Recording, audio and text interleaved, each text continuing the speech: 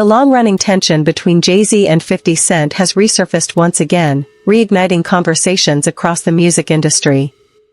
50 Cent is revisiting their past rivalry, reflecting on the power dynamics, influence, and massive business empires that have grown around their names over the years. By bringing these moments back into focus, he's reminding fans how deeply their conflict shaped hip-hop's narrative and culture. Their history isn't just about personal clashes, it represents a broader story of competition, strategy, and industry dominance that left a lasting imprint on the genre.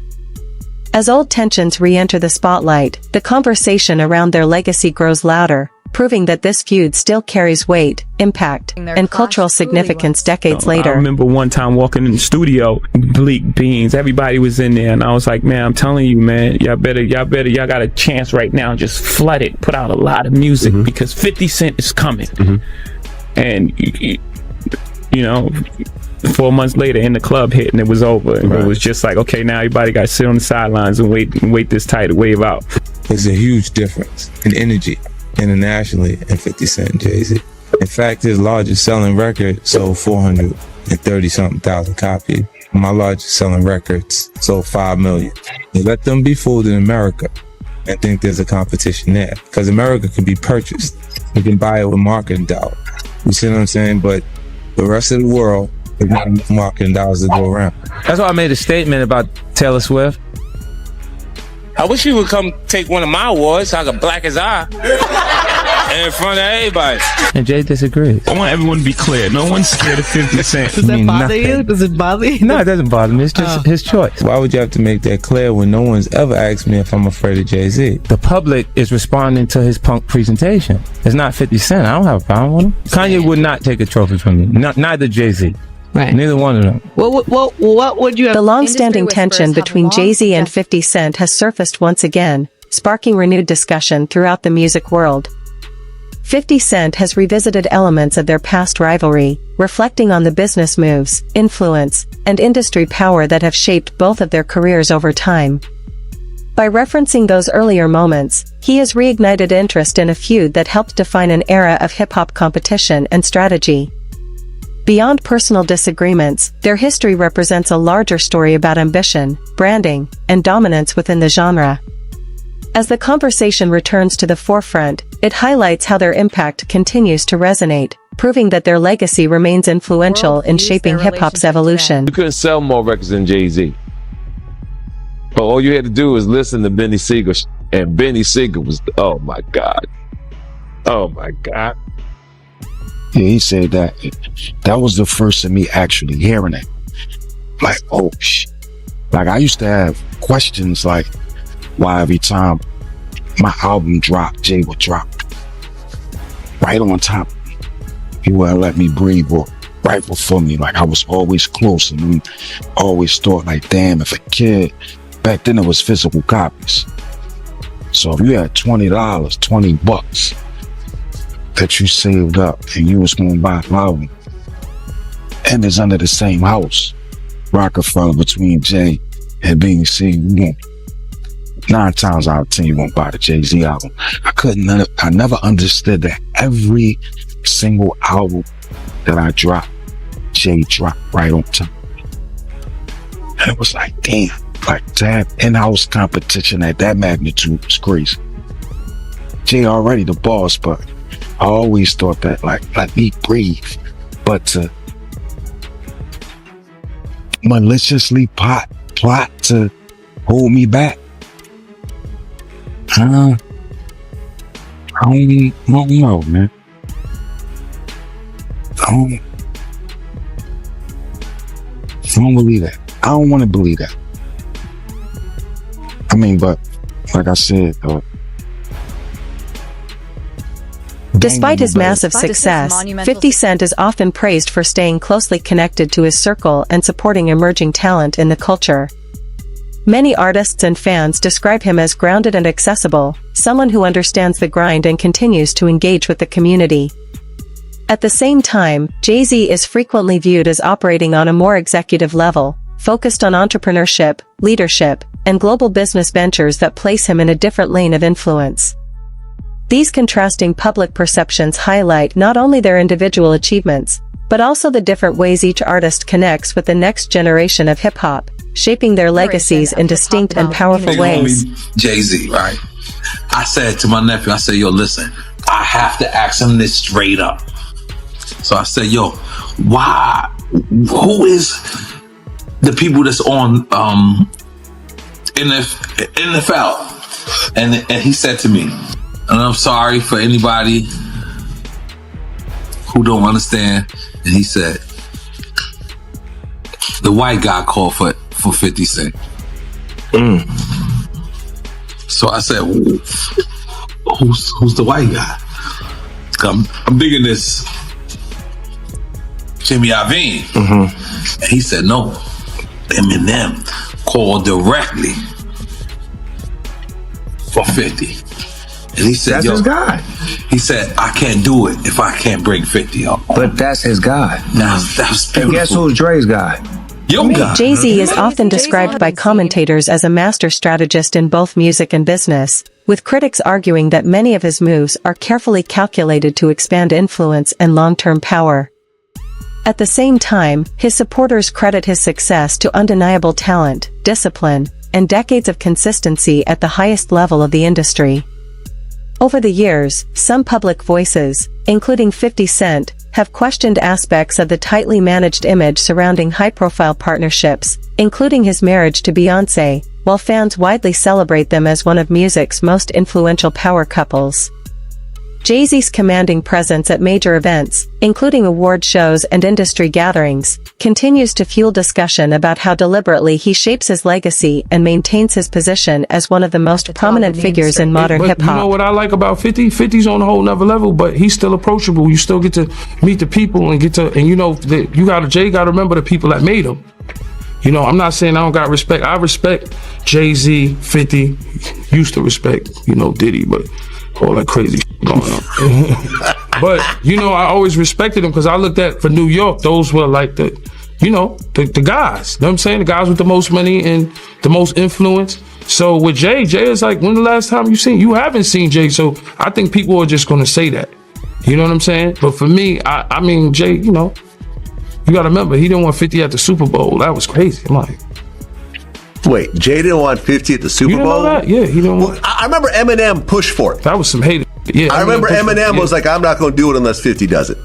I heard that. Yeah, but I didn't know that Jay was trying to stop it. I don't think Jay. I don't know. 50 never told me that, but I don't think Jay wanted him there. I don't know because of what some of the. I mean, it's competition. You got to think. 50 always been competition for Jay. Remember, I'm about $1 with the 50 Cent. That was a long time ago. That was what 9. What? But after that, they did a song together. Remember the whole 50 was always competition for. Then remember Jay said, yo, 50's coming. He told Siegel and them, and Memphis Bleak and all them. Yeah. And come on, 50's like, he's on a whole nother level. You got to remember, he came after Jay and Rockefeller. G-Unit came, and people might G-Unit, but with Eminem, Dr. Dre, 50 Cent, nobody has outsold us, bro. Yeah. Nobody has had the effect that we had. 20, y'all. Yeah. And it's different than when it was 2016. The game has been elevated. As we can tell, there's no expense being spared. We had a black billionaires lunch. Yeah. You understand? Right. And we here together and we're gonna keep staying together. We getting tighter. You know what I'm saying? And united we stand. And ain't nothing else to us. Black excellence. Right? New lawsuit coming with Jay. The part with Jay. I go, oh shoot, like to us. Black excellence. That had to be there. We getting tighter. You know what I'm saying? And united we stand. And ain't nothing else. Black excellence, they're sitting there like, yeah. It's a billionaire brunch. Like, I hate you, man. Unaware of anything going on here. This is the one time I'm going to be with you this year.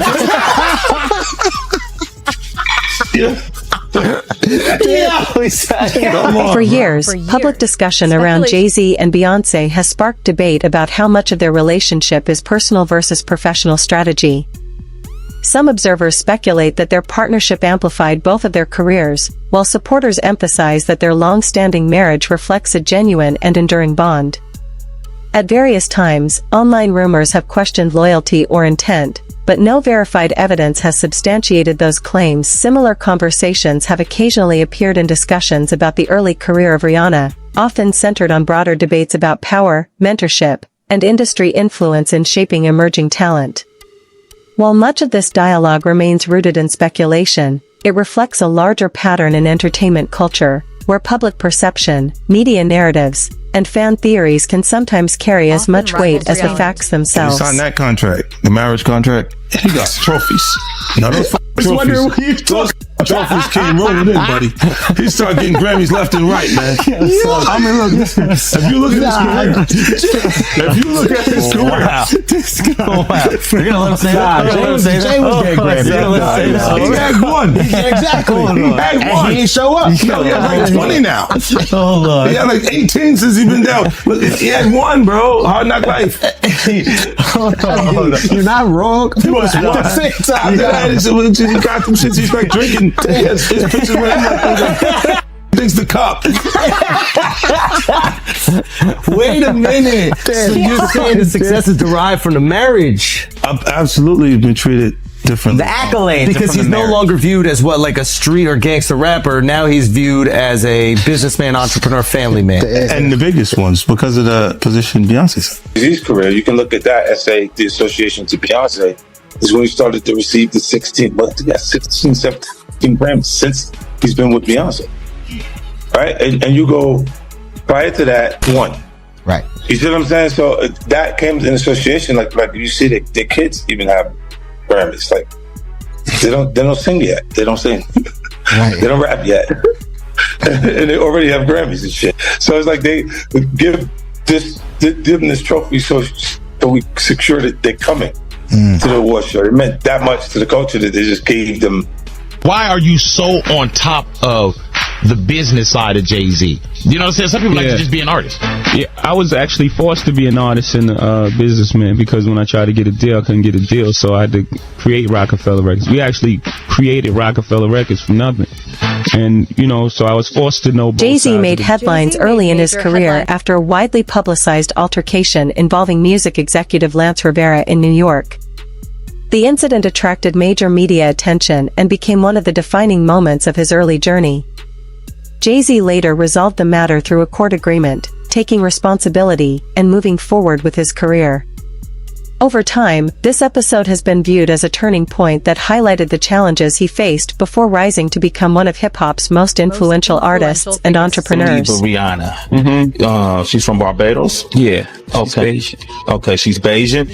How did you come in contact with her? I mean, did you fly over there? No, Jay Brown had actually bought me the song. She had a song right now, and it's I wouldn't say massive because of her roots, but she has this outrageous song called Pawn the Replay. And he played that song for me, and I was scared. I was like, that song is too big for her. You know what I'm saying? Like, a new artist, when a song is that big, it's it's hard to come back from. And I don't sign songs, I sign artists. Okay. You know what I'm saying? Why don't you break down the difference between that? Because the viewing public might not understand that.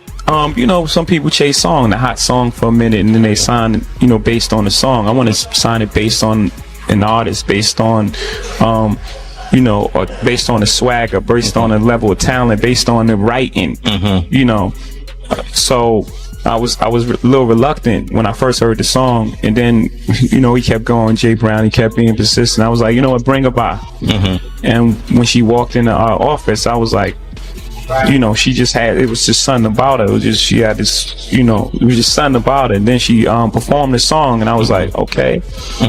Then, we sat down and we talked, and they were talking about how she would stay in the studio and try to get the verse over, and then come back the next day. I was like, oh, work ethic, everything is there. So we signed it that night. We didn't let her leave the office. Really? The 3 a.m. was when that contract got signed. So from the meeting around 3, 4 in the afternoon, we signed it by 3 a.m. Wow. That day, I was absolutely certain. But Jaguar has been warning us about Jay-Z. Jay-Z has now had an official lawsuit. It's everywhere. It's now being talked about louder than ever. I guess, does that give you some peace to know that people are finally really questioning this man? It's emboldening me. I spoke on Piers Morgan. I said that I had 3 victims that I've been working with, victims of the Carters. that were ready to come forward. This might help them feel a little more confident now. So this is great because he's been evading. But the thing is, everyone in the backdrop knew that he was the celebrity John Doe. Everybody knew that. They knew it when I did Pierce Morgan. Is Beyonce celebrity B? I hope to God not. But she was around. And she's very...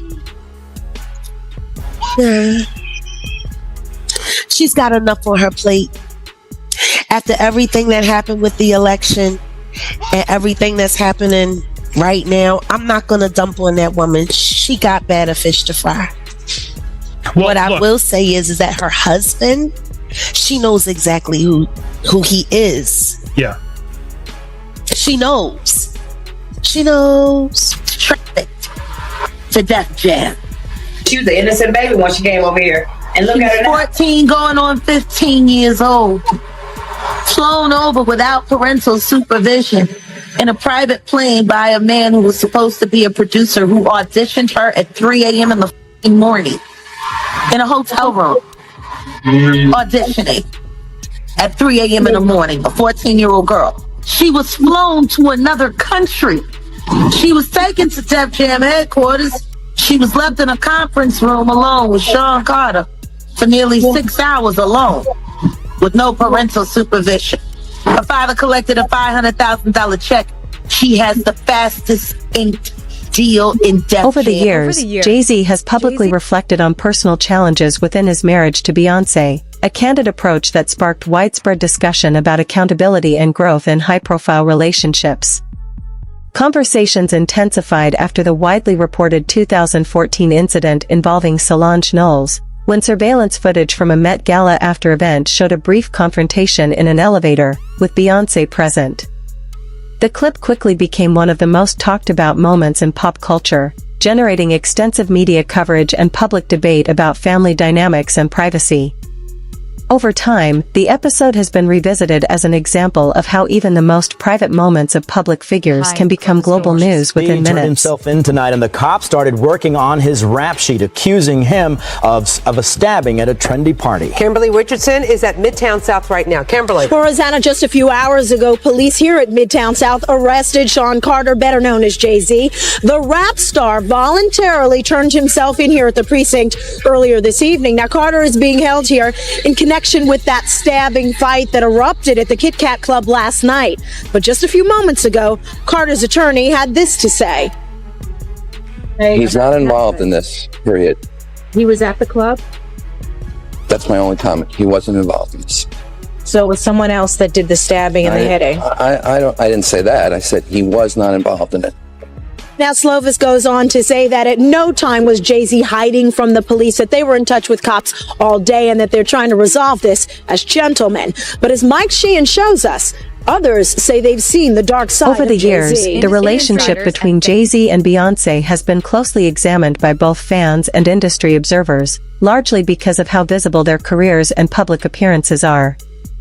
As two of the most influential figures in music, their partnership naturally draws attention, and media speculation has at times added to the conversation. Beyonce's composed and private approach to public scrutiny has further shaped the narrative around them, reinforcing their image as a highly unified and strategic team. Ultimately, whether viewed through the lens of loyalty, ambition, or simply long-term partnership, their relationship continues to captivate audiences as one of the most powerful unions in modern entertainment. Difficult to say, I'm going to talk about the problems in our marriage. I'm going to talk about how we almost lost things. And for her to say, I'm going to talk about my pain and anger at you. What were those conversations like? Again, it didn't happen in that way. It happened, we were using with our art, almost like a therapy session. And we started making music together. Mm-hmm. And then the music she was making at that time was further along. So her album came out as opposed to the joint album that we were working on. We still have a lot of that music. And this is what it became. There was never a point where it was like, I'm making this album. I was there. Right. I was right there the entire time. And what was her reaction to your work, and what was your reaction to hers? They must have caused, I think, they were pain both, for each of you, right? Of course. And both very, very uncomfortable, but sitting in that, the best place in a hurricane is like in the middle of it. Yeah. We were sitting in the eye of that hurricane. Maybe not use hurricane because so many people are being affected right now, but the best place is right in the middle of the pain. Right. And that's where we were sitting, and it was uncomfortable.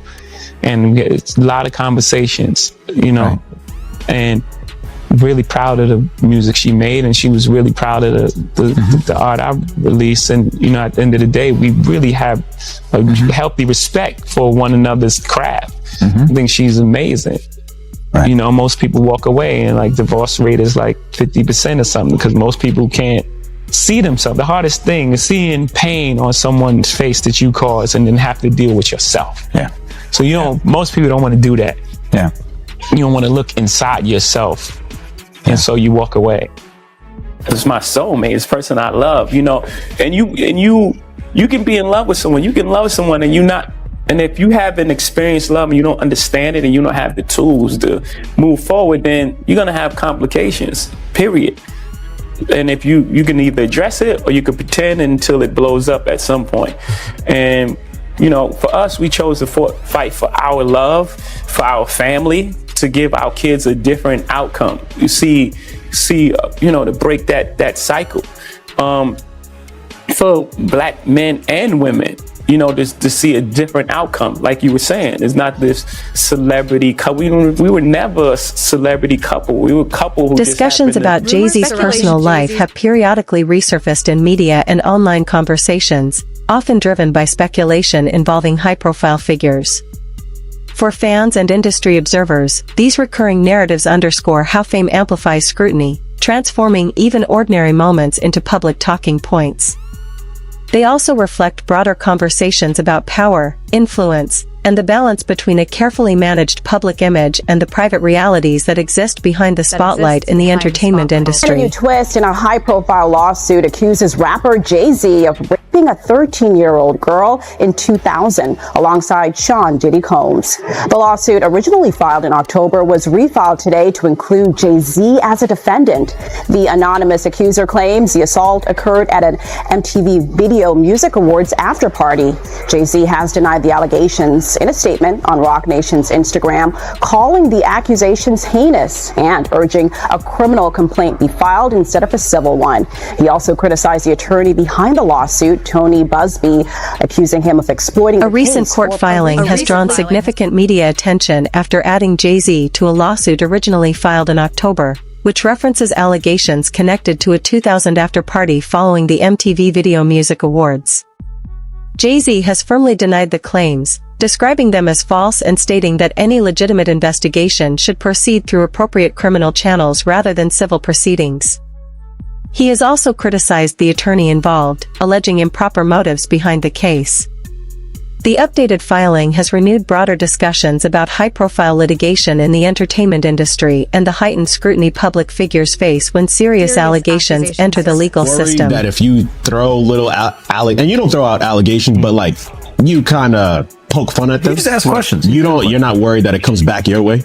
Like people dig up your past and try to pull stuff up. I don't got that in my past. Everybody got a little bit. Look, like, I took. Not that it's real enough. I took a pill, but it was for me to perform better, or to remember, buddy. I didn't give her a drink so she forget what the happened. What the is going on here, bro? Yes, I took the drink. I gave me the drug to perform, so she can remember and possibly love me for that. Did it work? What the yo, bro, look, I'm doing pretty good. Like, you know what I mean? Like, but I'm just saying, you said it's the opposite of normal shit that we're talking about, bro. That is why. I don't know why it's so hard for people so just for to people to feel like shit is you weird. would have something, or you would have reserved energy because you feel like you was doing it too. This is people that are looking on separation between their hardships or their the things that they got going on that would be issues, and what a celebrity's issues would be. Wait, what does that mean? They think all celebrities are doing the same thing. Yeah. Right, and when you see, if I wasn't saying anything, guess what? You could safely say that a person on the outskirts that is not involved in hip-hop culture could think that everybody in hip-hop While culture... much of the industry often stays silent, 50 Cent has never held back. On a recent episode of the Flagrant podcast, he called out the culture of secrecy and hidden influence in music, arguing that many insiders remain quiet to protect their own image. His candid remarks put the spotlight on the ongoing tension with Jay-Z, revealing the quiet power plays, strategic alliances, and unspoken conflicts that continue to shape hip-hop's narrative and industry dynamics. Look, Jay-Z and them was putting it together. So I think they still harbor some energy towards me. You think you were purposely left out of the ad? No. I don't think. I think that they were saying the NFL had some issues with me that I don't know what those issues are. Like, what is the issue? You see what I'm saying? Like, and I with M, because like with Nori he had communication. He said, yeah, I talked to the big homie. He was saying, told Jay, he was telling me, you know, the white boy wouldn't do the truth without fit, right? And I'm like, that's when I start saying crazy stuff, because I look and I go, oh, that's your big homie, right? And so he imaged himself after a gay painter. The big homie want to look like a gay painter. What are we talking about here? We're talking about Basquiat. He wants to look like a gay painter. Oh my God, I think I know where we're going with So this. now look, what I'm saying to you is, look, when you start looking at, that's not mine, that's theirs, they Harper, right? But when you look at, M is looking at the entire legacy. 50 Cent didn't hold back during his appearance on Big Boy TV, delivering his trademark humor and outspoken commentary. He playfully commented on recent style trends associated with Jay-Z, framing his remarks as part of his usual no-nonsense approach to public discourse.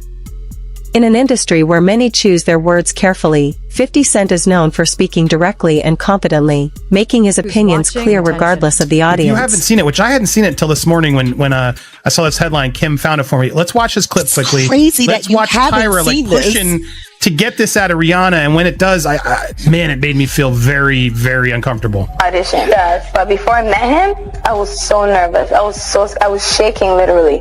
But the moment I walked into the office, the atmosphere was so warm and welcoming. And you had to sing a cappella for him? Yes, I had to sing. I sang Fun Replay. I sang another ballad from the album last time. So then what did he say to you? He said something to you. Oh yes, he said, we don't sing songs here, we sing artists. And there was this little pause, and I was nervous. But then he said, I'm very interested. And there was this sudden feel of relief. But then he said something about a window and a door or something. Oh, then he said, he did it one more. I did a lot of homework on you this lady. He said, there are two ways to leave here, either through the door with the deal sign or through this window, and we're on the 29th floor. So you was like, where's the pen? Where's the paper? I'm signing. Yeah. The audience is so uncomfortable. Like, I don't know if Tyra was trying to get that on the record, but my God, what Jaguar? He threatened her. This is her own words coming out of her mouth, and she was a kid at that time, correct? 15-year-old girl who had been flown to the United States without parental supervision or a chaperone, brought to a grown man's office in a large corporate Manhattan building. Everybody knew when she flew in. I was there the day she got signed. And beautiful. When I met her that day, I knew she was a star. Like, just her look, the way she walked into a room and her confidence, and she performed in my office. And she was what, 17 years old at that point? She was 16. 16, and she has the confidence of it. She's like an old soul in a sense, right? Absolutely. So she walks in your office, and what? She just belts out a tune. Belts out a tune. She performs, and I tell her. There's no way out of this office. In interviews and public discussions, she has openly recounted her experiences in the music industry, including her time working in circles connected to Jay-Z. Her perspective describes him as a highly strategic and influential figure, someone whose presence carries significant weight within the industry. These reflections contribute to broader conversations about power, strategy, and hierarchy in hip-hop, illustrating how relationships, decision-making, and industry dynamics can shape careers, build alliances, and influence long-term reputations. We were speaking about just the statement. Right. The statement, you were saying you felt like that was calculated. That was, that the statement is something you can tell it was written by a lawyer. Because there's a point where it kind of gets aggressive. He says, you're going to find out, like how I'll handle this. And that's an attorney want to be combative with another attorney. That's not like your publicist wouldn't say those things. This is on your Put that up. this is on 50? It says I don't know what's going on, but are we still going to have the Super Bowl? I'm just asking for a friend. Yeah, I'm asking for Kendrick. You know, I'm just trying to figure out if we're still doing everything the way. Because look, they will fall back, but the NFL, they won't necessarily be associated to that. Right. Why do you not insert yourself, but you're on top of every topic, right? Yeah. I'm just watching. I'm participating. I'm being part of culture. I'm just telling my opinion. Right. Look, because you're part of the culture. Like I can't say anything now. I'm out of it. I'm like I'm going to Dre's studio and just sit with Dre. Right. 50 Cent has often commented on the relationship between Jay-Z and Sean Diddy Combs, describing them as major industry powerhouses operating within the same elite circles. He's noted that their approaches to influence appear very different, one often perceived as more strategic and reserved, the other as highly visible and bold in public presence. This contrast highlights how leadership and influence in the music industry can take multiple forms, shaping perception, branding, and long-term impact in distinct ways.